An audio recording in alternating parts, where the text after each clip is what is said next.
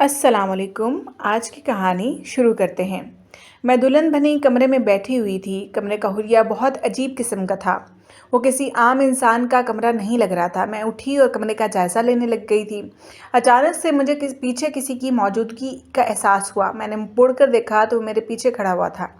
उसे देखकर मैं एकदम से डरकर पीछे हो गई। वो मुझे कहने लगा, क्या हुआ है, डर क्यों रही हो? मैंने नफ़ी में सर हिला दिया। वह मुझे अजीब नज़रों से घूर रहा था। फिर मेरे सामने उसने एक स्याह रंग का कपड़ा किया और कहने लगा, ये तुम्हारी मुंह दिखाई में इस कपड़े को दिखने लग गई। वो सादा सा कपड़ा था, ऐसा भी क्या था इसमें ख़ास? इतना अमीर होने के बावजूद उसने मुझे एक सादा सा कपड़ा मुंह दिखाई में दिया था। मैंने इसके हाथ से कपड़ा पकड़ा, वो मेरे बाजू पर बांधने लग गया था। मैंने उससे घबरा कर कहा, ये क्या कर रहे हो? मुझे कहने लगा, मैं तुम्हें मेरे सिवा कोई नहीं छू सकेगा क्योंकि तुम औरतें बहुत बेवफा होती हो। इस वजह से मैं चाहता हूँ तुम हमेशा मेरी रहो। उसकी इस कदर बेएतबारी पर मुझे दुख होने लगा था। पहली रात ही वो मुझे बात बोल रहा था कि मैं बेवफा हूँ।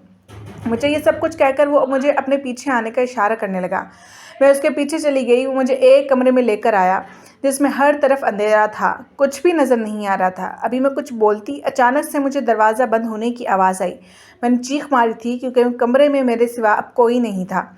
इस कदर अंधेरा था, मुझे ये भी महसूस नहीं हो रहा था मैं कमरे में किस जगह पर खड़ी हुई हूँ। मैंने चीखते हुए कहा, मुझे यहाँ से निकालो। अचानक से मुझे किसी के लम्स का एहसास हुआ। ऐसा लग रहा था कोई मुझे छू रहा है। मैं इससे दूर होने की कोशिश कर रही थी।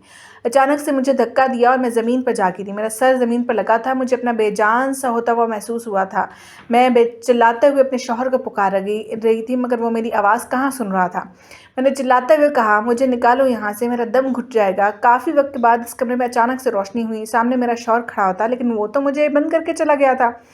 उससे देखते ही मैं इसके सीने से लगी। मैंने डरते हुए कहा, अब मुझे यहाँ बंद ना करना, मैं डर के मारे मर जाऊंगी, खुदा के लिए मुझे यहाँ ना बंद करना। मेरे बालों में हाथ फेर रहा था। उसका नर्म रवैया था मेरे साथ। वो मुझे वापस उसी कमरे में लेकर आ गया था। मेरा सर चकरा रहा था, सारा सर बुरी तरह से दर्द में था। मैं अपने भारी सर को संभालती हुई बेड पर जाकर बैठ गई थी। मेरा शौहर जो बात करके कमरे से बाहर निकला, इस बात ने मेरी रूह को भी लर्जा दिया था। मैं दरवाजे की तरफ भाग कर गई, मगर उसने दरवाज़ा बंद कर दिया था। अब मुझे क्या मालूम था मेरे साथ क्या होने वाला है, क्योंकि मेरे माँ बाप ने जिस शख्स के साथ मेरी शादी की थी वो एक इंसान नहीं बल्कि मेरा नाम ईशाल है। मेरी उम्र 20 साल है। मेरा ताल्लुक़ एक ऐसे घराने से था जहाँ सभी मौलवी थे। अब भी बहुत सादगी से रहते थे। मेरे अब्बा मस्जिद इमाम थे, इस वजह से घर में बहुत सख्त माहौल था। इन्हीं दिनों एक दिन मेरी अम्मा की बहन का बेटा हमारे घर आया, जो कि पहली बार आया था, और मैंने उसे पहली बार ही देखा था क्योंकि बहुत अजीब किस्म का था, कहीं आता जाता नहीं था। हमारे घर में आने का ना जाने का क्या मकसद था? मेरी अम्मा ने जब मुझे खाना दिया कि मैं जाकर उसको दे आऊँ, उस वक्त मुझे दाल में कुछ खाना काला लगने लग गया, क्योंकि आज तक हम बहनें तो भाइयों को भी खाना देने नहीं गई थी, और ये गैर मर्द था जिससे अम्मा मुझे खाना देने का कह रही थी, और ये बात मुझे हज़म नहीं हो रही थी। जब मैं उसको खाना देने गई उस वक्त वो मुझे अजीब नज़रों से घूर रहा था। उसके लबों पर अजीब सी मुस्कुराहट बिखर गई थी। मुझे देखकर उसके बाद अम्मा ने एक बहन के हाथ से इसकी और चाय दिलवाई, तो एक बहन के हाथ से पानी। अम्मा ने हम तीनों बहनों को इसके पास भेजा, मगर जो 2 छोटी थीं उनको नहीं भेजा था। और 2 दिन बाद ही वो लड़का मेरे लिए रिश्ता लेकर आ गया था। मेरे अब्बा इस घर में मेरा रिश्ता नहीं करना चाहते थे, मगर अम्मा की ज़िद की वजह से मेरा इसी घर में रिश्ता हो रहा था। और मैं बहुत खुश भी थी क्योंकि वो बहुत अच्छा और पढ़ा लिखा लड़का था। आखिर मेरा वहाँ रिश्ता तय हो गया था, और अम्मा को ना जाने क्या था, अम्मा मेरी जल्द ही इसके साथ शादी करना चाहती थी। चंद दिन के अंदर अंदर मेरी शादी हो गई थी। मुझे अब्बा इस शादी से खुश नहीं लग रहे थे, लेकिन अम्मा बहुत खुश थीं। जिस दिन मेरी रुखसती थी उस लड़के के साथ चंद लोग आए थे, मगर रास्ते से वो बहुत सब अपने अपने घर चले गए। रात गए तक सुनसान सड़क पर गाड़ी चलती रही, और जब घर आए तो वहाँ आकर वैसे ही इसका रवैया बहुत अजीब हो गया था। मुझे तो इस बात से डर लगने लग गया था। मैं तो इससे बात भी नहीं कर पा रही थी। रात भर जो कुछ मेरे साथ हुआ, अगले दिन जब मेरी आंख खुली तो कमरे में अंधेरा था। मैंने उठकर देखा तो वो कमरे में मौजूद नहीं था। अचानक से मुझे इसकी रात वाली बात याद आ गई। मैं इसके पीछे गई, सामने ही एक लड़की थी। मुझे देखकर इसके लबों पर मुस्कुराहट बिखर गई। वो स्याह रंग के सूट में लड़की बहुत हसीन थी, मगर इस वक्त मुझे जहर लग रही थी। मेरा दिल कर रहा था इसके मैं टुकड़े कर देती। न जाने इस लड़के ने एक रात में मुझ पर ऐसा क्या जादू कर दिया था जिसकी ये बीवी देखकर मेरी तन बदन में आग लग गई थी। वो मुझसे ज़्यादा हसीन थी, मगर मुझे क्या मालूम था इसकी हकीकत क्या थी। मेरा शौहर जितना भी बहादुर बन लेता, मगर इस लड़की के सामने बहुत परेशान सा लग रहा था। उसे ऐसा लग रहा था जैसे वो डर रहा हो। मुझे इस लड़की की समझ नहीं आ रही थी, आखिर वो मान कैसे गई थी मुझे अपने शौहर की बीवी बनाने के लिए। इतना हसीन शौहर वो किसी को भी देखने भी ना देती। मुझे ये भी बात अजीब लग रही थी, कोई औरत इतने बड़े जिगरे वाली नहीं होती है, वो अपने शौहर की दूसरी बीवी बर्दाश्त कर लेती, लेकिन सबकी कोई तो वजह थी। उस रात मेरा शौहर कमरे में आया और मुझे कहने लगा, तुम बहुत हसीन हो, मेरी ज़िंदगी को मुकम्मल करने वाली पहली औरत हो, लेकिन मैं शर्मिंदा हूँ जो तुम्हारे साथ करने जा रहा हूँ। शायद वो तुम बर्दाश्त न कर सको, लेकिन मैं मना नहीं कर सकता। अपनी दूसरी बीवी को भी इसके बाद रात भर मैं चीखें चीखें कमरे में गूंजती रही थी। मैं चिल्लाती रही, इसके सामने चीखती रही, मुझे इस तकलीफ़ से निकालो। अब मुझे समझ आई थी इस शख्स की वो किस कदर मतलबी था। अपने मतलब के लिए मेरा इसने इस्तेमाल करना था। सुबह तक मेरे हल्क में भी दर्द होने लग गया था। चीखते चीखते सुबह के वक्त मैं बेहोश हो गई थी। जब मुझे होश आया तो मैं खुद को अस्पताल में पाया। वो मेरे पास बैठा हुआ था, मेरा हाथ पकड़ा हुआ था। जैसे ही मुझे होश आई उसने मेरा हाथ छोड़ दिया। मैंने रोते हुए कहा, मेरे साथ ऐसा क्यों किया है? तुमने मेरी ज़िंदगी बर्बाद की है, क्यों मेरे साथ ऐसा किया है? ये थी तुम्हारी हकीकत। मुझे मेरे माँ बाप के घर जाना है। वो मुझे कहने लगा, तुम कभी वापस नहीं जा सकती, क्योंकि अब तुम्हारे माँ बाप से रिश्ता ख़त्म हो गया है। उनकी बात सुनकर मैंने नफ़ी में सर हिलाते हुए कहा, ऐसे कैसे रिश्ता ख़त्म हो गया है? ऐसा तुम कैसे कह सकते हो?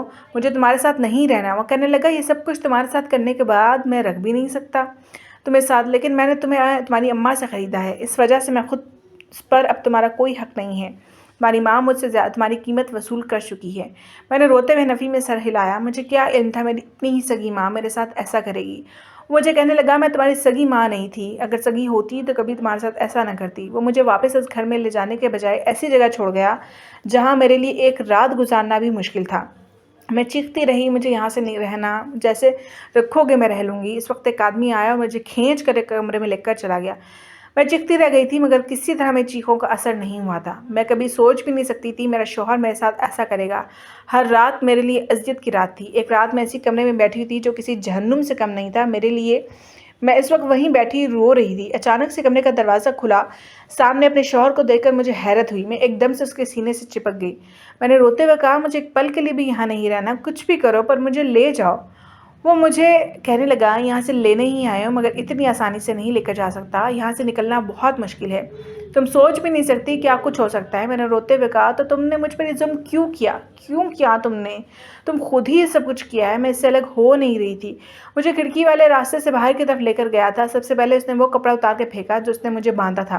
मैंने बहुत खोलने की कोशिश की थी, मगर वो मुझसे नहीं खुल सका था। उसने एक पल में खोल दिया। फिर वो मुझे अपने साथ लिए सड़क तक आ गया। मेरा बाजू पकड़े वो वहाँ से भाग जा रहा था। अचानक से कुछ लोग हमारे पीछे लग गए। हम भागते हुए एक जंगल में आ गए थे। जंगल में उसने मुझे अपने बाजू में छुपाया हुआ था और एक जंगल के पास हम बैठ गए थे। मैं बुरी तरह से रोने लग गई।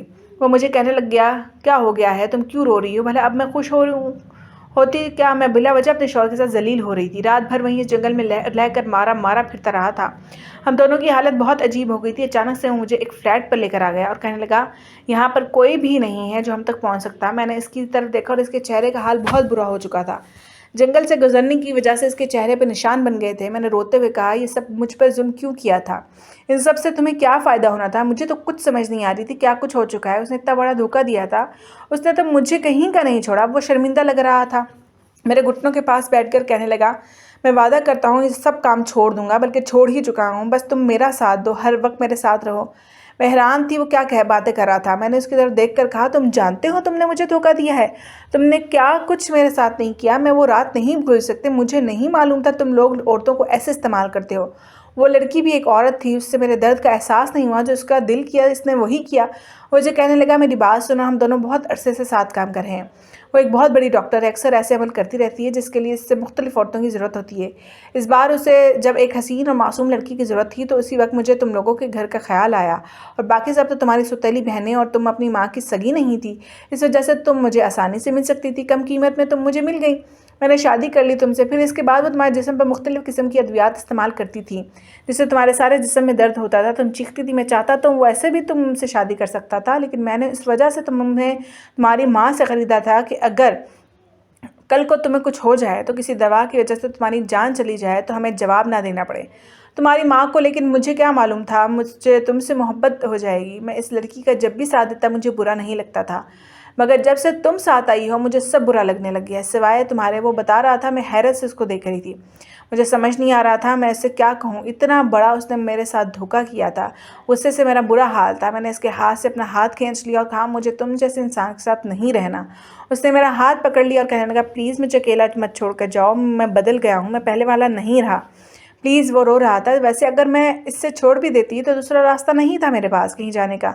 मैं वहीं इसके सामने बैठ गई। वो रोता हुआ मेरे गले से लग गया। मैंने भी माँ जी को भूल कर उससे माफ़ कर दिया और उसने इस डॉक्टर को खुद ही पुलिस के हवाले कर दिया। अगर आपको हमारी स्टोरीज़ अच्छी लगती हैं तो आप इस चैनल को सब्सक्राइब कीजिए, लाइक कीजिए और बेल के आइकन को प्रेस कीजिए।